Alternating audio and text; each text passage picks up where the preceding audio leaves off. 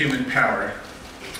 So for a long time, power, meaning the ways that some people could have more influence than other people, was created through violence. Those who could create a system of potential physical threats against others were able to become more powerful. This was true for thugs, for criminals, it was true for generals, it was true for tyrants, it was true for kings. Then, media technology started to evolve, and it provided an alternate way to create power through influencing how people thought in a mass scale and in a coordinated way. Without saying anything, I don't mean for this to be any criticism of religion as a spiritual thing, but if you consider religion as an exercise in creating power, the early publication of books like the Bible created a coordinated communications project that influenced power in a new way that wasn't directly violent. We could call that progress, actually. The very terrible events in the early 20th century with the rise of fascism here and elsewhere was also driven by new advances in technology, at least in part. There's no question that the Nazi regime relied on cinema, on radio, even pioneered television.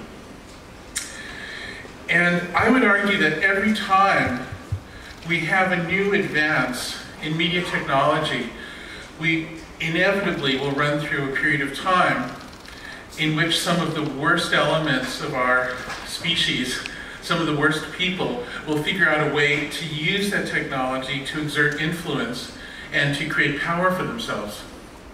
And I believe that right now, we are going through another iteration of that. And we don't yet know how bad it will get. It's possible that it won't be as bad this time, but it's also possible that it'll be quite bad. We're still in the very early stages of it. But the thing is, over the big picture, over tens of millions and hundreds of millions of people, that small distributed effect creates these giant fortunes and this giant centralization of power. The metaphor I like to describe this is compound interest. When you invest money and you have a small amount of interest, if it's compound interest, it can lead to a very significant result.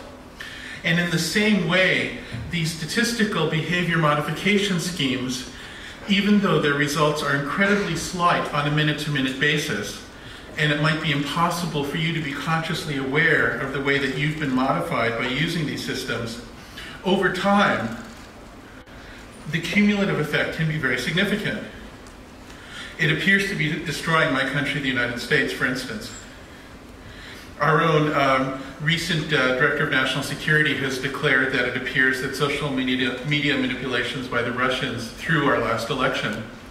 And honestly, this is a terrifying moment. We don't know what scenario we're in. We don't know where this ends.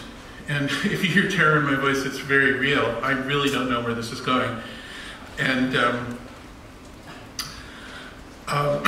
in my case, my mother's parents were in Vienna before the war, and they thought things couldn't get that bad, and they stayed too long and ended up all